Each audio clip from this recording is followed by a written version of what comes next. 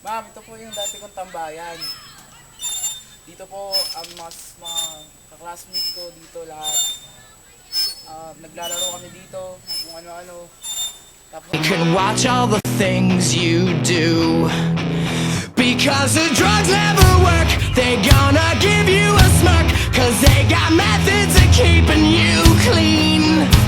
They gonna rip up your heads, your aspirations to shreds. Another cog in the murder machine. They said I'm teenage and scared the living shit out of me. They could care less as long as someone will bleed. So darken your clothes, I'll struggle. ay ma'am, ito naman po yung simbahan kinalakihan ko, ang simbahan ng Holy Rosary Parish.